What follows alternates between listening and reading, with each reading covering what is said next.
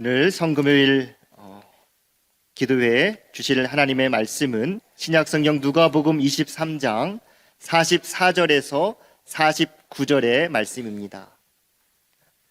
누가복음 23장 44절에서 49절 말씀, 대반전이라는 말씀의 제목으로 하나님의 말씀을 나누도록 하겠습니다.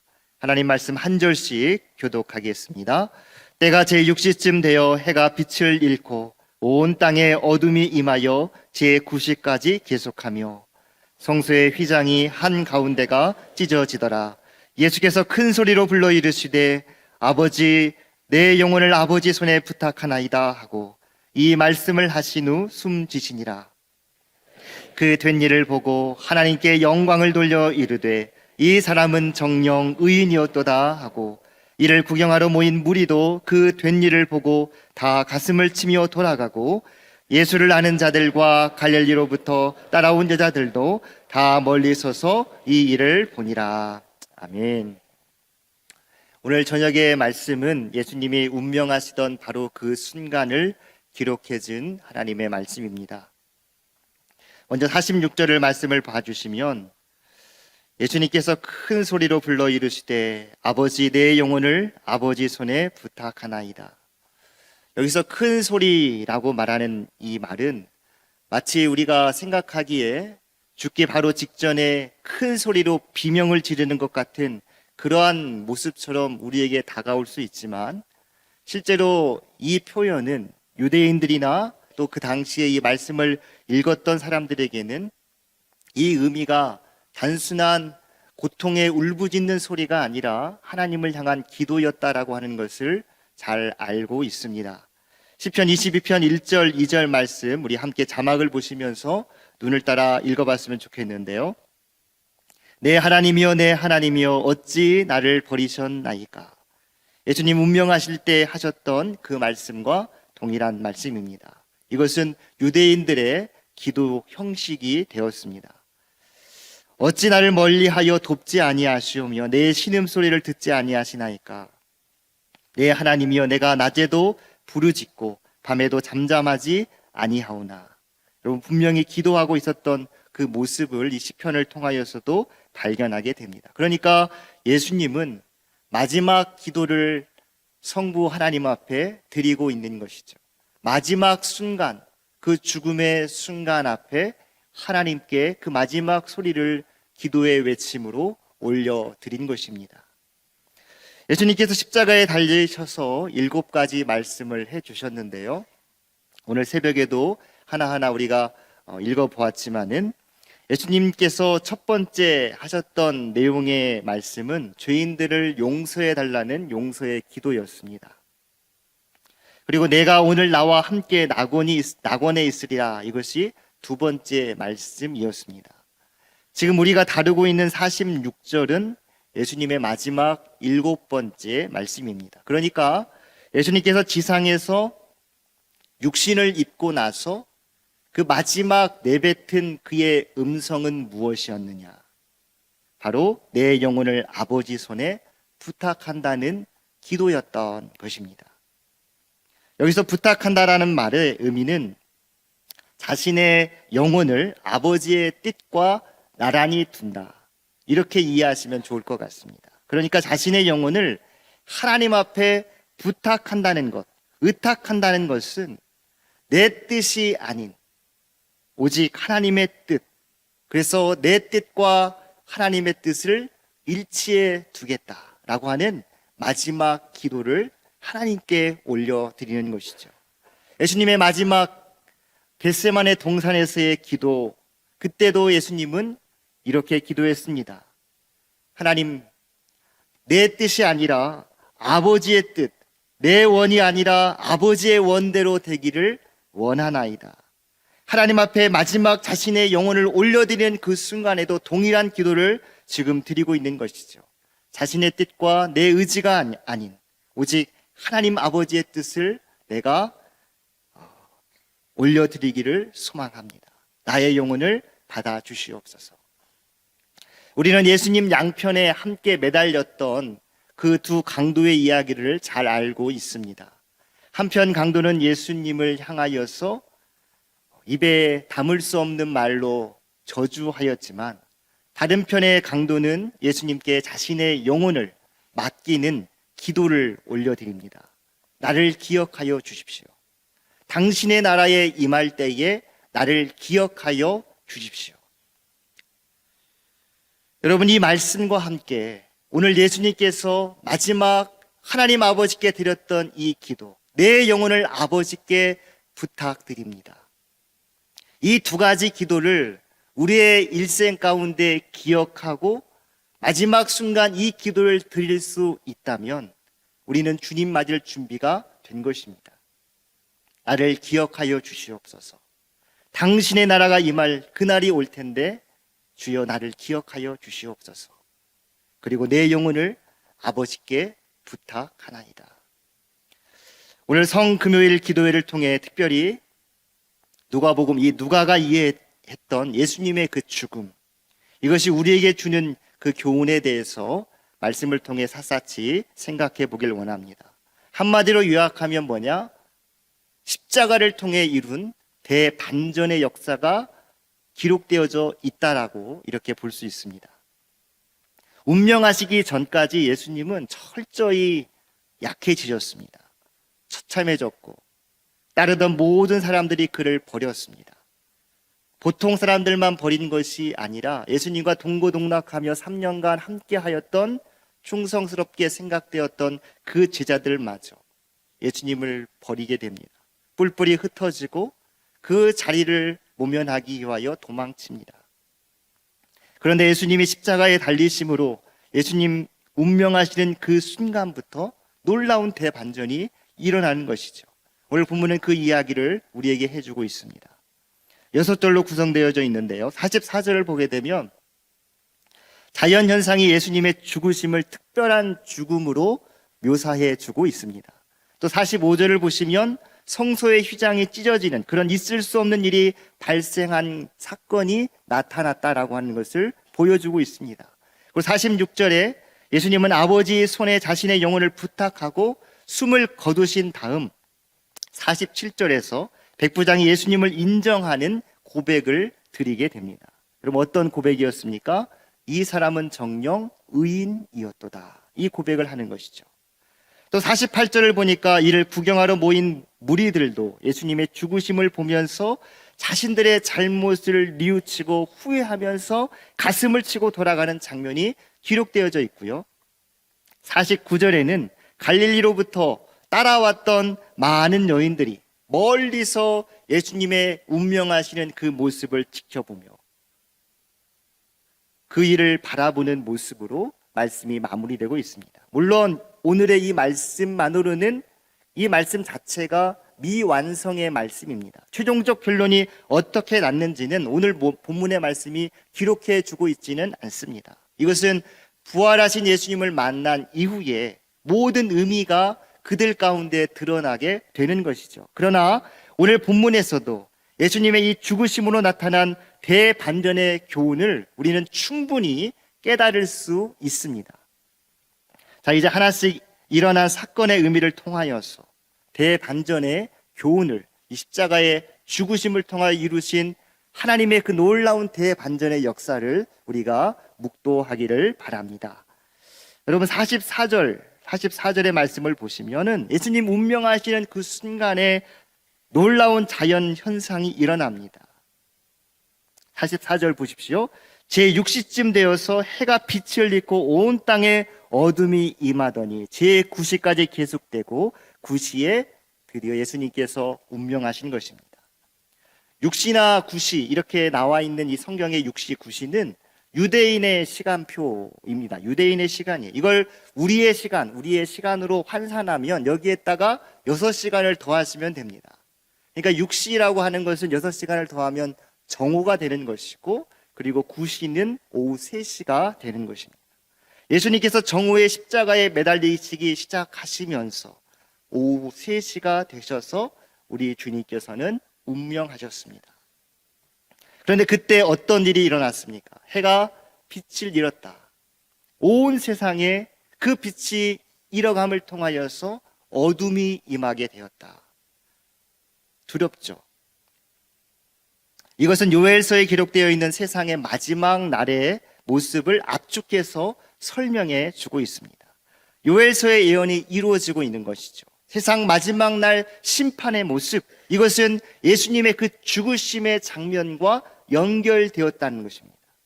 이 말씀을 익히 알고 있었던 수많은 유대인들은 아마도 주변 사람들, 이 자연현상을 통하여 유대인의 많은 주변 사람들은 이 모습을 통하여서 굉장히 두려움을 겪었을 것입니다.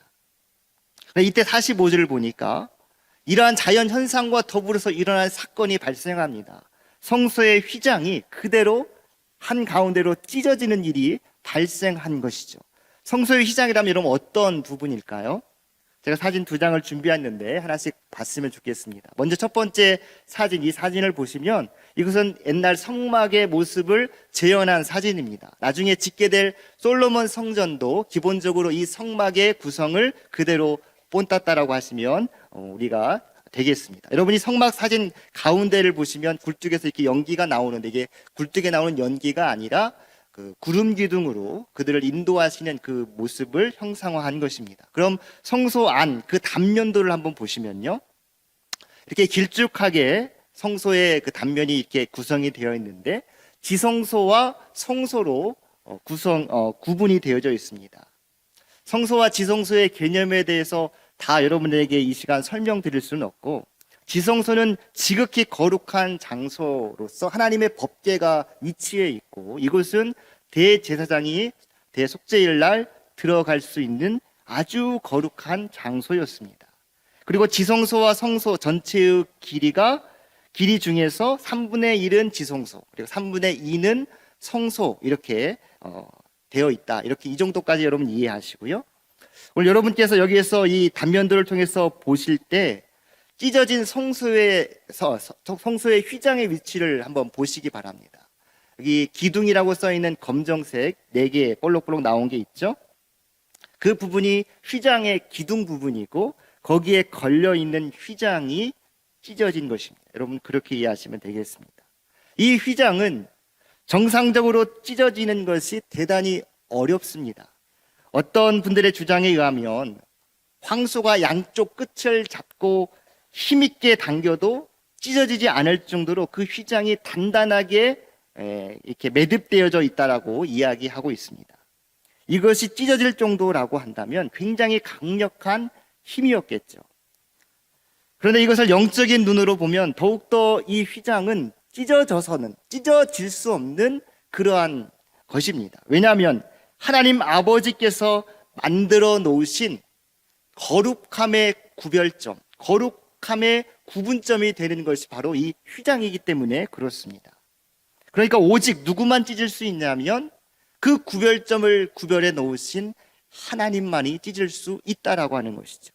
하나님만이 이 휘장을 찢을 수 있는데 예수님께서 운명하시는 그 순간에, 이 순간에 그때 휘장을 찢었던 그 힘은 하나님 아버지께서 직접 그 가운데 역사하셨다는 것을 우리에게 보여주는 것입니다.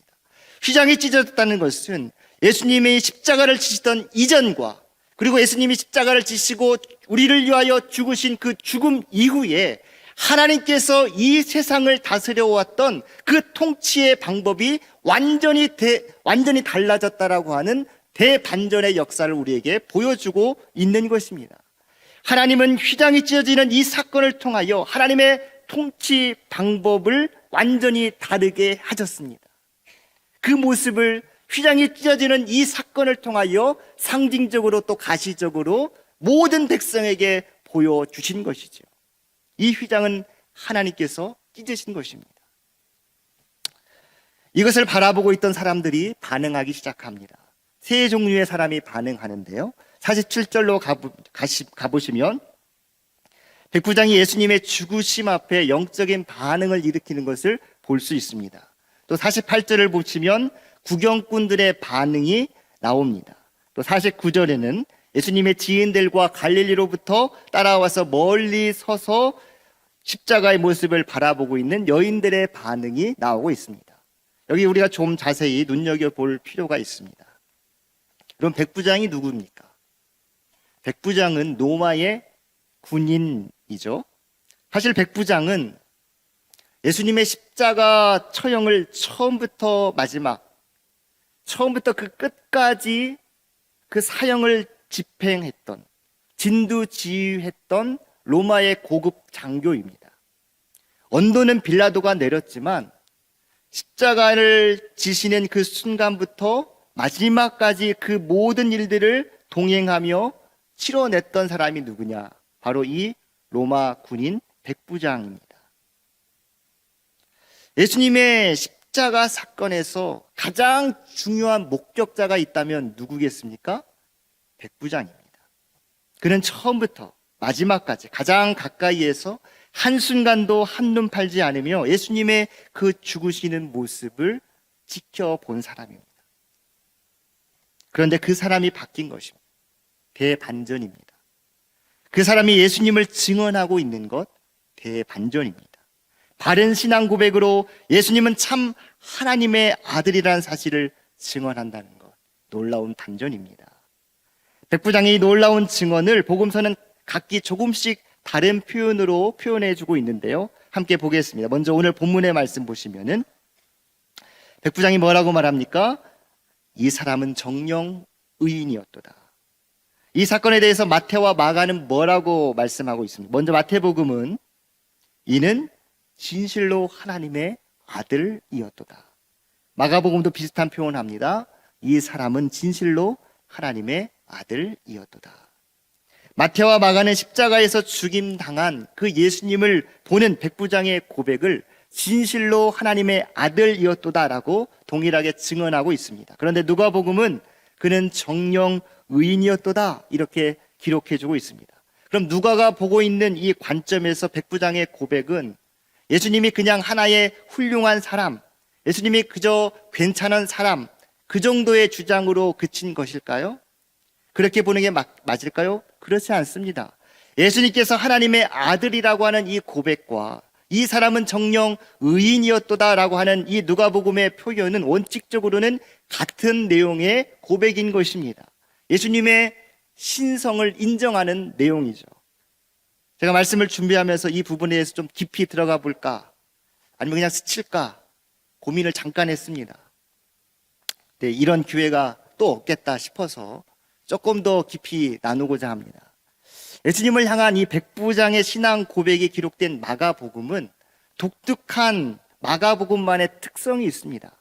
마가복음은 모든 복음서보다 먼저 쓰여졌다라고 해서 원복음서라고 합니다.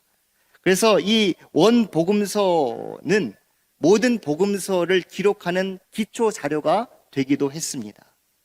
그래서 이 복음서, 각 복음서마다 대상과 특징이 있는데 마가복음은 로마인을 비롯한 이방인 성도들을 위한 복음서입니다. 여러분, 초대교회에 엄청난 핍박이 있었죠. 그렇죠? 예수님만 죽으신 게 아니라 예수님을 따르던 예수님의 제자들, 그리고 예수님을 섬겼던 많은 성도들이 핍박당하고 순교당했습니다. 그럼 그러한 시간들 속에서 로마인들, 이방인들이 믿음의 공동체, 교회 안으로 들어오기 위해서 뭐가 필요했을까요? 반드시 필요한 게 있습니다. 이게 뭐냐? 바른 신앙 고백이었습니다. 우리 교회 공동체 안에도 세례를 통해서 우리가 교회 공동체의 공식 회원으로 받아들입니다. 세례 받기 전 모든 성도가 그러면 그때 뭘 하죠? 모든 성도는 문답의 과정을 통해서 공교회 앞에 바른 신앙을 고백하고 그 고백을 근거로 목사님께서 세례를 베풉니다. 성부, 성자, 성령의 이름으로 세례를 베풀어 주는 것이죠. 그렇게 그 성도는 공동체 안에 들어오게 됩니다. 그런데 마가복음은 로마인, 이방인을 위한 복음서였기 때문에 그들에게 있어서 복음을 전하는 그 복음서의 역할을 하기 위해서 중요한 게 뭐였겠어요? 신앙 고백을 가르쳐 주는 것이 중요했다는 것입니다. 그래서 마가복음 처음 부분을 보시면은 예수님께서 이제 그 사역, 공생애를 시작하실 때 예수님이 무슨 사역을 하셨냐면 병을 고치시고, 그리고 귀신들을 내쫓으시고, 그리고 하나님의 말씀을 가르치시고 복음을 전하는 사역을 하셨습니다. 그때 예수님을 만난 더러운 귀신이 예수님을 향하여 이러한 신앙 고백이라고 하기에는 그런 예수님을 향한 고백을 합니다. 뭐라고 고백하는지 한번 볼까요? 나사렛 예수여, 우리가 당신과 무슨 상관이 있나이까? 우리를 멸하러 왔나이까? 나는 당신이 누구인 줄 아노니 하나님의 거룩한 자니이다. 하나님의 거룩한 자. 또 마가복음의 맨 중앙 백곡과 같은 위치에 그 위대한 베드로의 신앙 고백이 있습니다. 또 물으시되 너희는 나를 누구라 하느냐? 베드로가 대답하여 이르되 주는 그리스도시니이다. 주는 그리스도. 주님은 나의 그리스도십니다. 이 놀라운 고백을 베드로가 하게 됩니다. 그리고 마가복음 그 마지막 부분, 예수님의 죽음을 지켜본 백부장, 로마인이면서 이방인이었던, 정말 이 복음서의 대상자였던 백부장의 고백은 어떠하였습니까? 예수를 향하여 섰던 백부장이 그렇게 숨기심을 보고 이르되, 함께합니다. 이 사람은 진실로 하나님의 아들이었도다 하더라. 백부장은 예수님께서 죄가 없으신 의인이었음을 깨닫습니다. 죄 없는 인간은 이 세상에 아무도 없습니다. 의인은 없나니 하나도 없습니다. 그런데 예수님을 지금 백부장이 정령 의인이었도다, 의인이라 부르고 있습니다. 백부장의 이 놀라운 고백은 예수님이 참 하나님의 아들이었다라고 하는, 예수님의 신성을 고백하는 동일한 고백이었던 것입니다. 사랑하는 성도 여러분, 예수님이 십자가에 달리실 때 예수님의 신성, 예수님의 하나님의 아들 되심을 처음으로 인정한 사람들은 예수님의 12 제자가 결코 아니었습니다. 누구였습니까? 먼저는 회심한 한편 강도였습니다.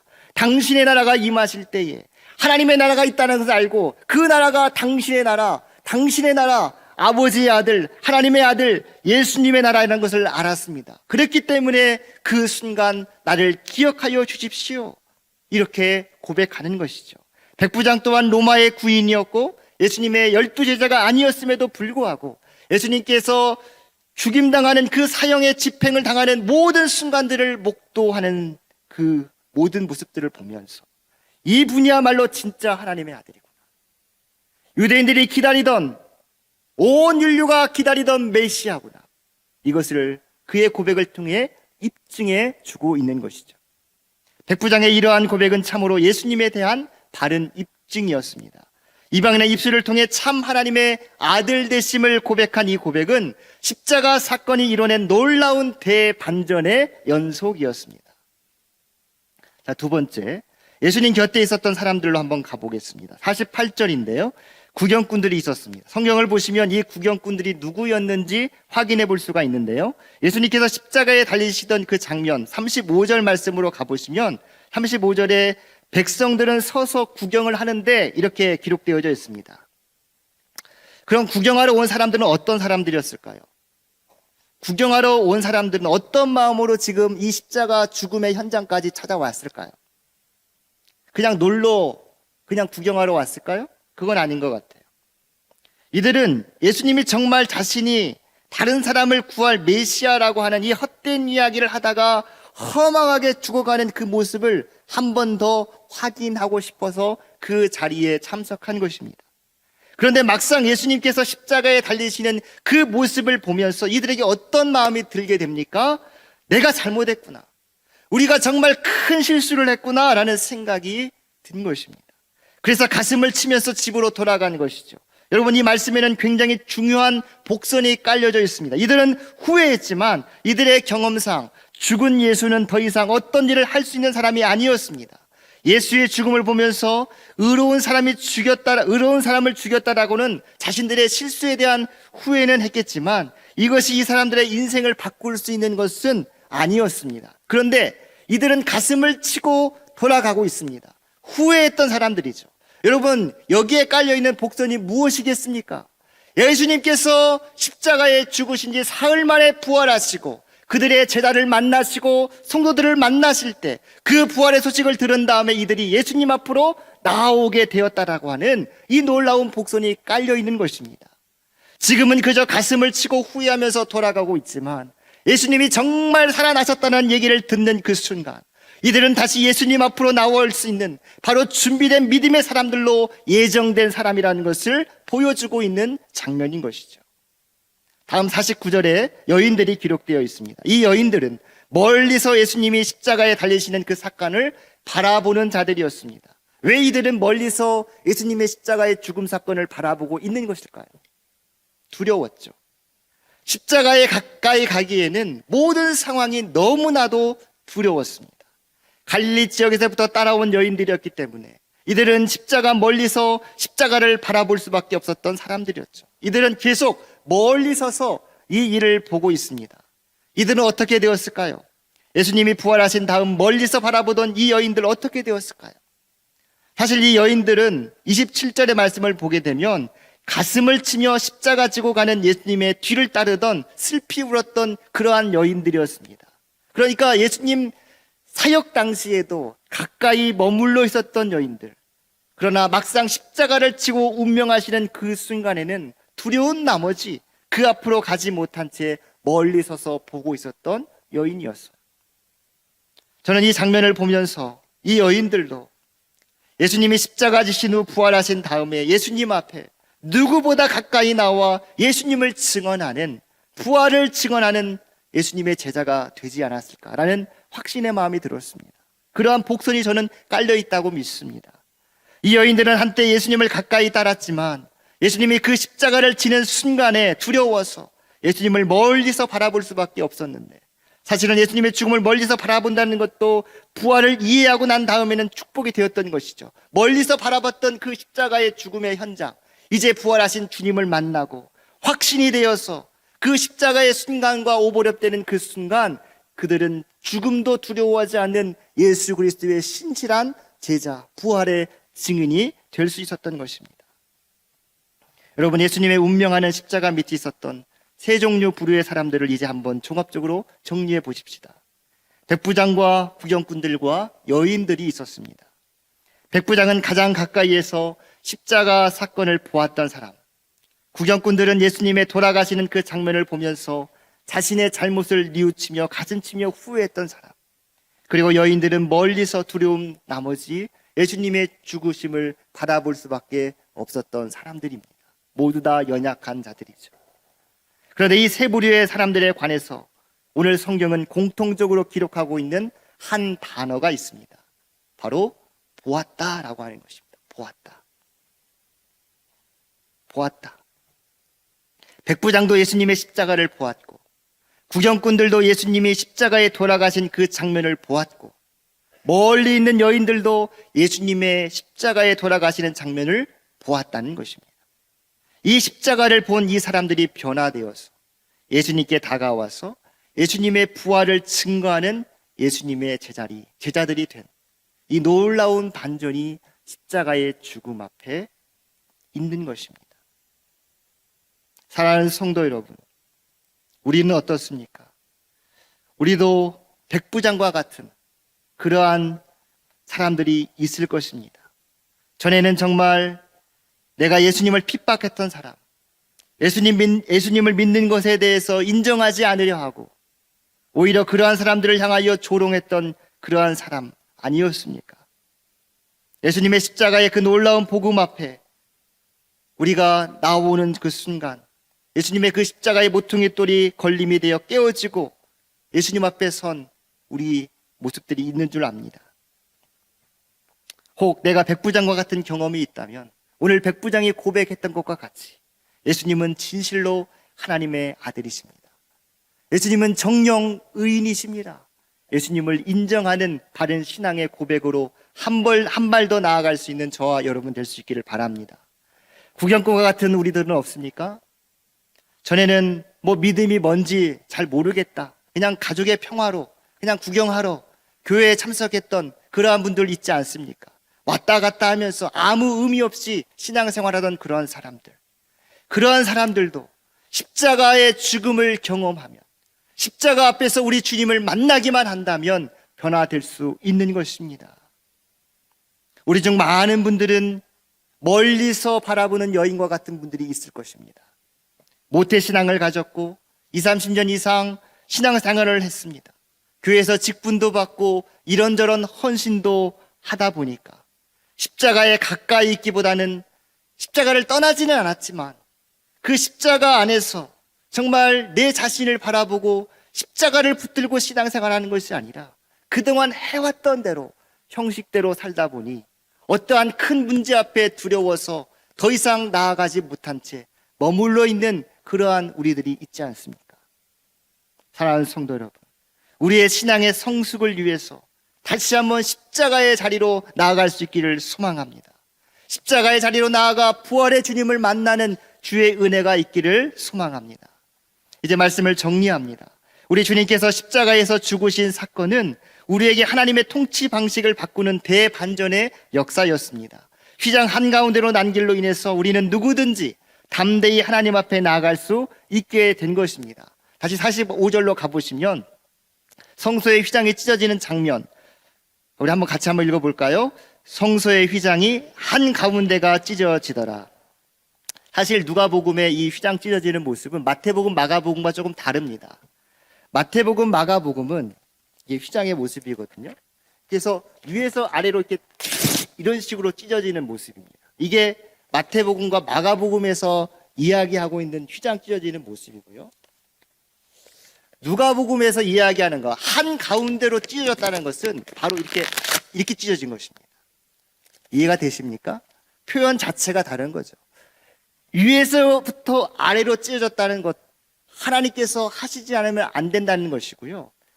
가운데가 찢어졌다는 것은 뭡니까? 하나님께서 거룩한 지성소에만 머물러 있을 거라고 생각했던 그 하나님께서 이제 세상 앞으로, 죄 많은 세상 앞으로 하나님께서 직접 나가시겠다라고 하는 놀라운 역사가 일어난 것입니다. 무엇을 통해서?